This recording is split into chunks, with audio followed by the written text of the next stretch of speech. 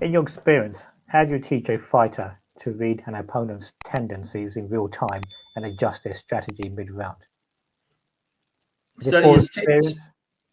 Study. Look, man, all this shit comes from experience. Of course, a veteran fighter, especially a guy with a big amateur background, they They've don't seen it all know how before. to adjust because Yeah. ain't nothing they haven't seen before.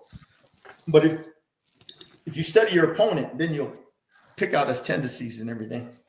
But like in amateur tournaments, okay, you fight every day, Monday through Friday. Every style is different, so you got to adapt to every style. So you go out there, you win them national tournaments, you turn pro, you got an advantage over everybody because you already seen all that shit before. Okay, you know how to, you already, you know what I mean? You know how to adapt and everything. Manuel Stewart once said that the amateurs were the best in preparing you for the pros because it gets you ready for every style you're going to see in the pro, and you face every adversity in the amateurs. That's going to help you prepare for the pros. Oh yeah, Manuel. Yeah, Manuel understood the importance of amateur boxing at the local, the national, and the international level. Once you get to that international level, that's a whole different level, man. Yeah. Once you want to become a national champion, then you graduate to the international level. Whole different level, man. It's different styles you got to face. The Cubans, the Europeans, you know what I mean? Yeah. Totally different style. Mm. So you've also talked about the conditioning aspect, the conditioning aspect, and the heavy bag work and the different joys can do for conditioning. So how do you approach conditioning for fighters with different styles, such as you might have an explosive puncher versus a high volume fighter, high pressure fighter. Let them fight their fight. Let them be their, let them be them. Let them be themselves. How do you That's approach all. the conditioning? Is the conditioning the same for each fighter, or do you change it according No, to their style? we work on the same shit. That heavy bag, shadow boxing, sparring. Yeah, just let them keep their style, the way they fight. You don't want to change what they do best. You just want to improve on their weaknesses. So you get a guy that's a high volume punch output style. I'm going to train him like normal.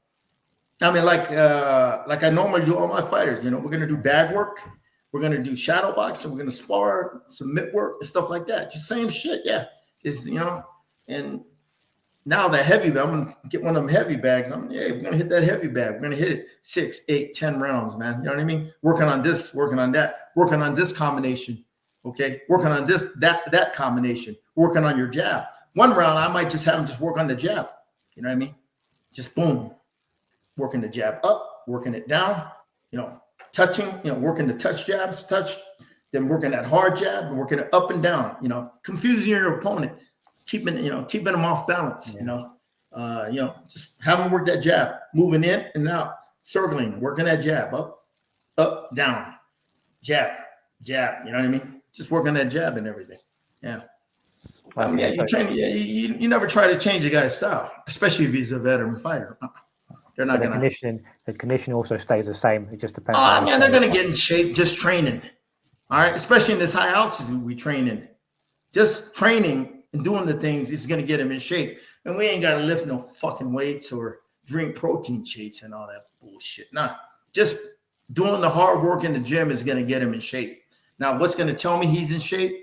Sparring when he could go 10, 12 rounds, breathing good. If he's breathing good after 12, I'll throw another 2, 3 rounds. See, we're at high altitude now, okay? Not sea level. So Mm. I know if they could do it up here when they get to when they if they could do it at this altitude when they get to sea level, you feel good. You know what I mean? You Yeah. feel good about their conditioning. And I don't need no fucking strength and conditioning coach how to tell me how to fucking condition my fighters. I know how to do it. Okay. And it's gonna be in sparring. That's going to be number one. When they're going 10, 12 rounds and they're feeling good, they're sharp, timing rhythm's good. You know what I mean? They're reacting good. They're in shape. And I don't judge their conditioning level by how fast they run that 400 meters and time them, or how many burpees they do, or how many push-ups they do. Sparring is going to tell me everything. You know, Mm. what kind of conditioning they're in.